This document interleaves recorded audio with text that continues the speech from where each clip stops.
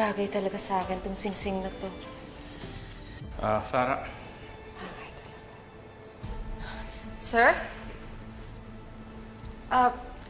May naiwan po ba kayo? Farah, anong ginagawa mo rito? Wala. May nilagay lang po akong mga papela sa drawer mo for reviewan.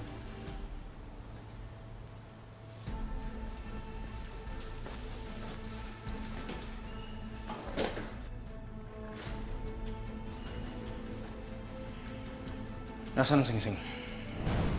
Singsing? Nasaan ang singsing? Ikaw lang nakita ko rito. Sir, wala po akong nakitang singsing dyan.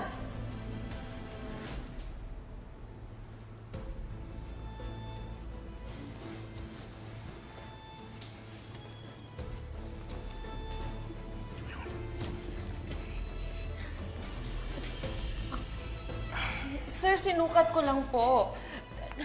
Sir, makinig kayo sa akin. Hindi nilubusan kilala si Lucy. Pag nagpakasal kayo sa kanya, mamalasin kayo. Stop it! Nawala ang tatay ko nang dahil sa kanya. May dala siyang sumpa. Stop it! I had enough! Tama na! Sir, concern lang po ako sa inyo. Makinig po kayo sa akin. Sir, please. You crossed the line. Okay? Akala mo ba hindi ko alam kung paano mo itrato yung mga tao sa site? Kung paano ko magsalita sa kanila? Pagkatapos ngayon, pakikialaman mo yung mga personal kong gamit. Alam ko rin na inaaway mo si Lucy. Pero totoo yung sinasabi ko. You crossed the line. You're fired. Sir, please. You're fired!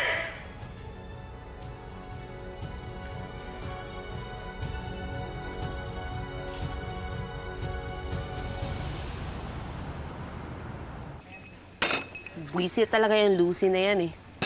Nawala na nga ako ng trabaho, nawalan pa ako ng love life. Don't worry, Miss Farah. This too shall pass. Pwede ba? Tigilan mo na nga yung positive quotes mo. Eh, hindi naman po kasi ako makarelate sa'yo. Meron pa akong work, tapos meron din akong love life. Che! Kaya talaga pala. Iniingay mo. Damayan mo na lang kaya ako. Okay po, Miss Farah. Ay, nako. Miserable po talaga ako ngayon. Ubusan pa ako ng data.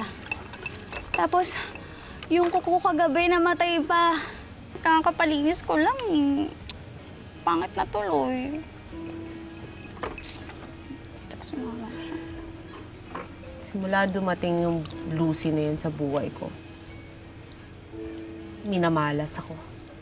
Hindi mo alam kung anong pinagdaanan ko mula nung namatay si tatay. Nawalan kami ng suporta ni nanay. Pahinto-hinto ako sa pag-aaral dahil kailangan ko magtrabaho. Nasayang yung ilang taon na dapat masaya ang buhay ko, na dapat kumpleto ang pamilya ko. Lahat yun nawala dahil kay Lucy na yan! Miss Farah, huwag ka naman magsalita ng ganyan. Hindi kasi maganda eh. Seryoso ako. Sana talaga mawala siya at matapos na lahat ng problema ko.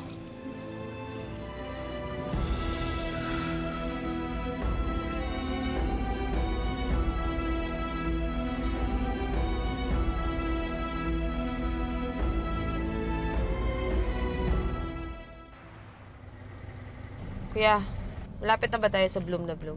Malapit na po, ma'am. Bilisan mo. At may titirisin akong babae doon na mukhang ipis na peste.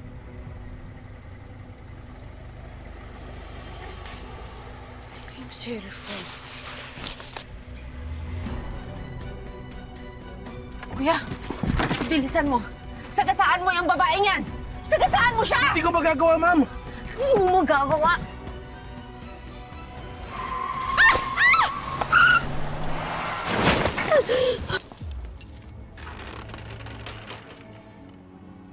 Ginawa mo pa ako kriminal! Huwag ka nga okay! Hindi mo naman siya nabundol! Sige na, umalis na tayo dito. Mag-drive ka na. Bilisan mo! Ba't ka umaatras? Sige. Tumiretso ka na! Bayaran mo na lang yung mga ilaw ko, tsaka yung mga nagsasya sa taxi ko! Bilisan mo na! Ano yun?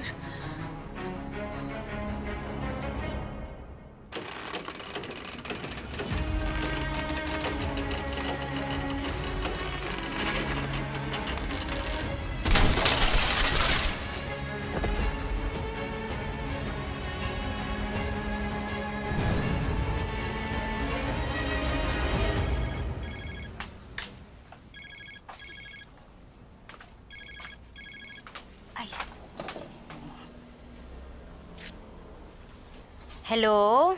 Darius, si Joyce to. Naiwan ni Lucy yung telepono niya. Ito, ngayon ko lang nakita, oh. Naiwan niya sa labas ng banyo. Pauwi na ba siya? Susunduin ko dapat siya eh. Oo, kalalabas lang nun. Pero for sure, babalik yun kapag napansin niya wala siyang telepono. O sige, sabihin mo sa akin kung nandyan pa siya, dadaan ako siya. Sige, sige. Sabihin ko, i-check ko din sa labas. Baka nandun pa yun. Okay. Bye! Ay, nako. Ang bro talaga. Makakalimutin. Ay, aging ano. Ay, nako, bro. Oh, akala ko ba umalis na si Lucy? Asan si Lucy? Lucy! Uy, Lucy! Lucy! Bro! Ano nangyari? Lucy, ano nangyari? Diyos ko! Ay! Tulong! Tulong po! Bro! Oh my... Ay! Tulong naman dyan! Tulong po!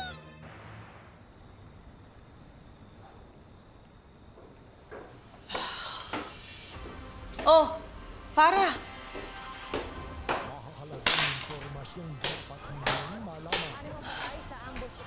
Bakit gising ka pa?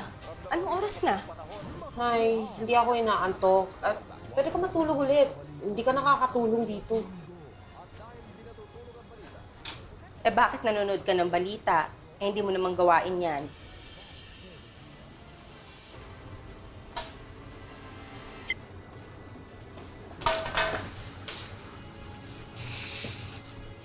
Anong problema mo? Farah, nanay mo, kung kilala kita, pwede ka magsabi sa akin kahit ano. Ano na naman ang ginawa mo?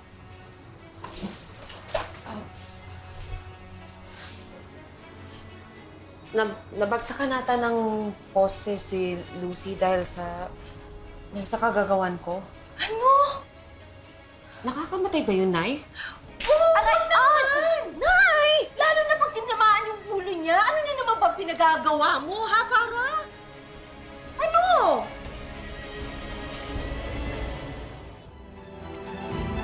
O anak, nilutuan kita ng paborito mo. Turon na may peanut butter sa loob para mawala na yung pagmamaktol mo.